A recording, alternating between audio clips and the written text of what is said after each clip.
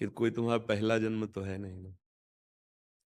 पीछे से हमारे द्वारा बहुत से दो प्रकार के कर्म होते आए हैं, शुभ और अशुभ, और उसी से मिश्रित करके इस शरीर की रचना हुई है। अगर केवल शुभ कर्म हो तो देव शरीर प्राप्त होता है, केवल अशुभ कर्म हो तो नरक की यातना भोगने वाला यातना देह प्राप्त होता है। अधिक पाप हो जाए, पुण्य कम, तो तिर्यक योनियों में, जिसका सम बराबर होता है, पुण्य और पाप मिश्रित, उसे मानव देह मिलती है। एक सिद्धांत है, एक क्रम है। अब हमारे हृदय में चिंतन क्या चल रहा है? अगर हमारा चिंतन फिर वही गलत चल रहा है जिसके कर्म भोग के अनुसार हमें भटकना पड़ा है, शुभ और अशुभ दो ही प्रकार के कर्म होते हैं। तीसरा जो शुभ अशुभ दोनों को विध्वंस करता है वो भागवतिक कर्म योग कहा जाता है। वो भगवान को समर्पित शास्त्र सम्मत कर्म होता है।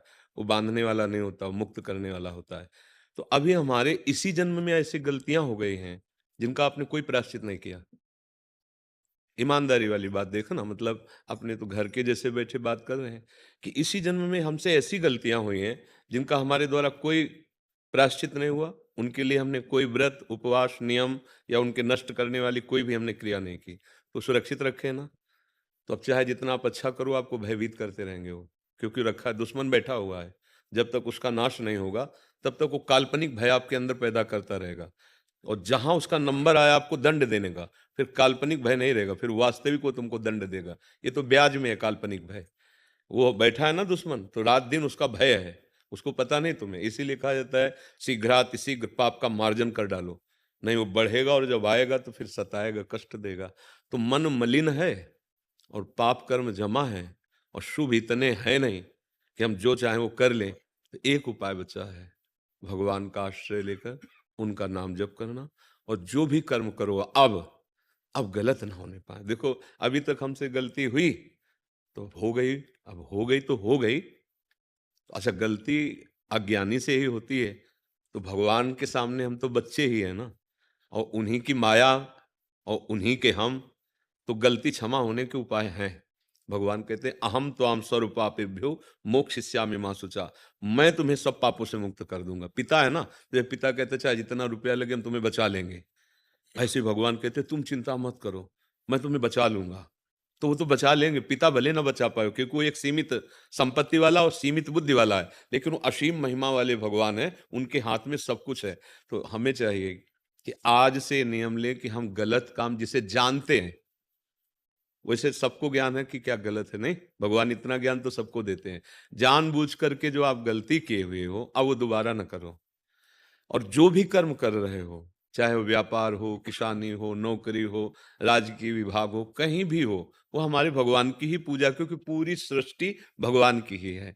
उसे पूजा मान करके करो, और कोई गंदे नशा ना करो, जैसे शराब पीना है, गांजा है, ड्रग्स है, ये जैसे गंदे नशा हैं। पराई माता बहनों की तरफ काम भाव भोग दृष्टि से देखना, मांस खाना, फिर अब सोचो तुम चैन से रह पाओगे?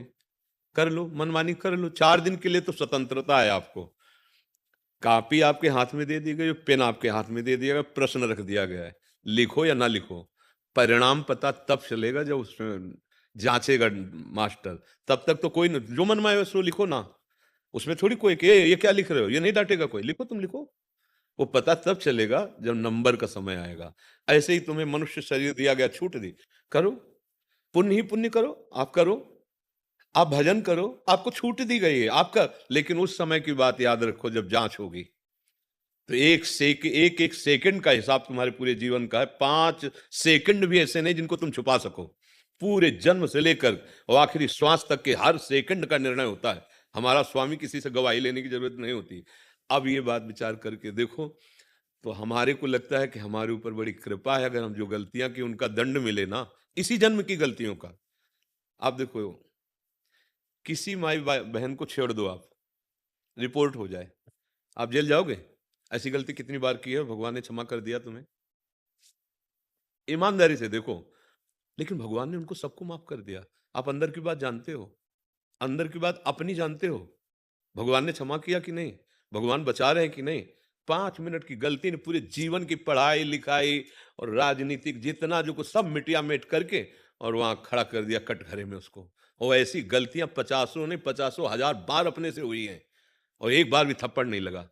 तो जमा है ना, वो कितना कृपालु, फिर भी हमें चैन से जीने दे रहा है। हम कितने गलत हैं। अंदर की बात देखो, अंदर की एक पॉइंट हम कह रहे हैं, ऐसे कितने पॉइंट हमारे द्वारा गलतियां हुई जिनको ऐसे दबा दिया गया, हम ही ने दबा दिया, और आज तक कोई ना समाज जानती है और ना कोई कानून से दंड मिला है। तो वो फ्री थोड़ी वो रखा है, वो तैयार हो रहा है बिल्कुल खा पी के, जैसे दूध पी के कोई एकांत कमरे में रियाज लगा रहा हो तुम्हें परास्त करने के लिए। वो तुम्हारा कर्म अवश्य में भोक्तव्यम कृतम कर्म शुभाशुभम। इसलिए अब तुम तैयार हो जाओ उसको नष्ट करने के लिए। वो है भगवान का नाम और भगवान का आश्रय। हरि आश्रय लेकर नाम जप करते हुए अब अच्छे कर्म में उतर जाओ, तो वो पूर्व के कर्म नष्ट हो जाएंगे, और जो हमारा विधान रच गया है भोगने का, उसको भोगने की सामर्थ्य मिल जाएगी। जैसे जो शरीर रचना के समय लिख गया था कि इतने वर्ष से इतने वर्ष तक ये दंड मिलेगा, ये दंड मिलेगा, वो तो लिख गया है, उसे तुम काट नहीं सकते।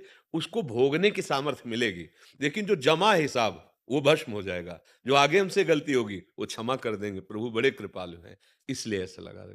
बेमतलब का मन भय प्रदान करता है जब हमारे कर्म बिगड़ जाते हैं। पूर्व जो कर्म बिगड़े हुए हैं तो बेमतलब का वो भय देगा।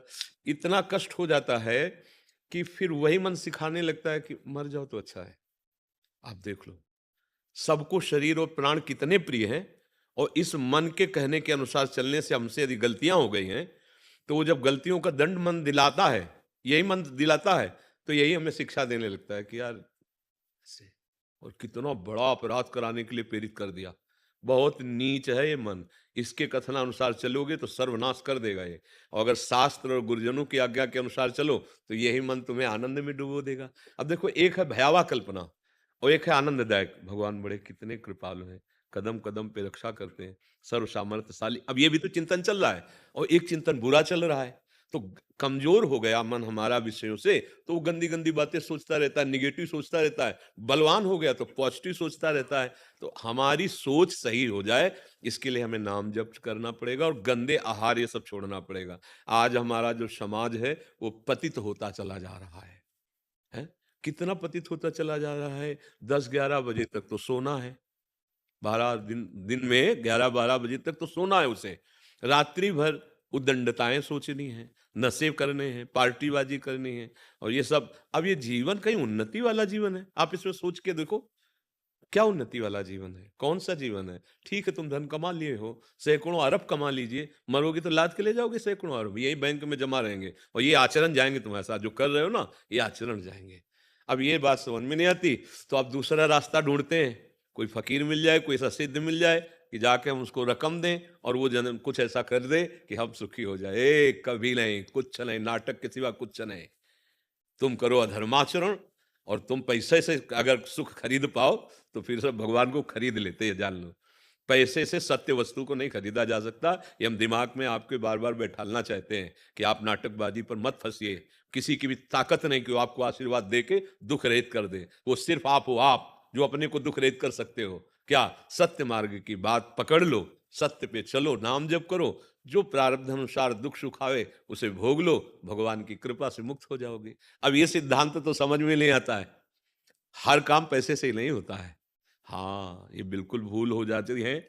और जहाँ ये पैसे का प्रयोग हो, पैसे के सब काम होते हैं ना, वो सब मायाकृति होता है। बात सच्ची समझ लेना। आज तक कभी किसी पैसे वाले ने भगवान को नहीं खरीदा है।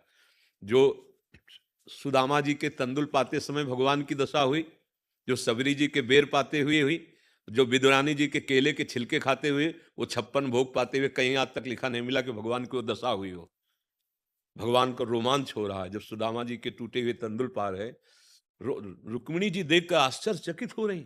महालक्ष्मी का अवतार है कि आज तक तो हमने किसी भी भोग प्रसाद पाने में प्रभु को इतना सुखी नहीं देखा जैसा आप तंदुल पा रहे। क्यों? क्योंकि पवित्र आचरण, धर्म से चलने वाला भगवान का एक परम भक्त, वो टूटे हुए चावल वो भी सकुचा रहे थे, दे ले रहे थे, भगवान ने छील के पाया तो विश्व ब्रह्मांड तृप्त हो गया उन तंदुल से। मैया सवरी के जंगल के बेर भगवान बखान बखान करके पा रहे हैं। इससे पता चलता है हमारे भगवान धन के या 56 भोग के लोभी नहीं है, हाँ तुम्हारे भाव के लोभी हैं। तो बहुत सावधानी से चला जाओ। ये कभी भूल मत करो कि तुम्हें कोई दुख से निवृत्त कर देगा। ये हम प्रार्थना करते हैं, बहुत समझी हुई बात कह रहे हैं, पूरा जीवन इस मार्ग में, भगवत मार्ग में गया, ये थोड़ी पढ़ लिख के हम बात कर रहे हैं, ऐसी नहीं कह रहे हैं। बड़े-बड़े महापुरुषों का संग हुआ है, बचपन से गंगा किनारे, तो एक से एक भगवत प्रेमी, एक से एक ब्रह्मलीन महात्माओं का संग हुआ है। तो उस सब का निर्णय कह रहे हैं, तुम्हारे दुःख को सिर्फ़ तुम ही मिटा सकते हो, हमारी बात समझ लेना। तुम्हारे दुःख को कोई नहीं मिटा सकता। यहाँ तक देख लो कि भगवान तुम्हारे हृदय में बैठे हैं। है ना सबके हृदय अच्छा तो विकारी, मिटा रहे हैं क्या? नहीं ना। तो फिर यार भगवान से बढ़कर कौन हो सकता है? इसका मतलब दुःख मिटाने के लिए तुम्हें लगना पड़ेगा, तुम्हें लगना पड़ेगा।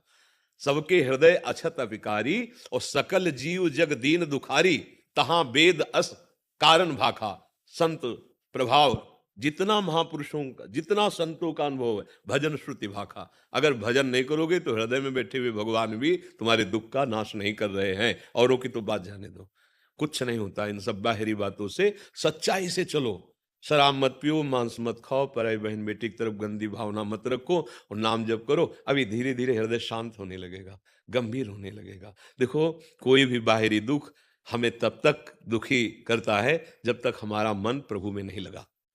तुम खुद दूसरों के दुख मिटाने वाले बन सकते हो, अपने दुख की बात क्या है? नाम जप।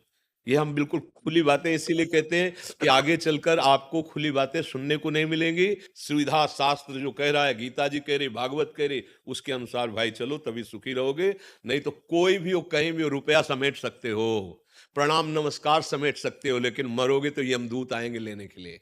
ये पैसा तुम्हारा यमदूतों से नहीं बचा पाएगा। ये प्रणाम नमस्कार यहाँ तुम्हारा हो रहा है, वहां डंडे चलेंगे। तस्मात् शास्त्रम प्रमाणम ते कार्या कार्यो व्यवस्थित हो। शास्त्र के अनुसार चलो, धर्म के अनुसार। अब आजकल कौन धर्म के अनुसार चलना चाहता है? आप विचार करके देखो।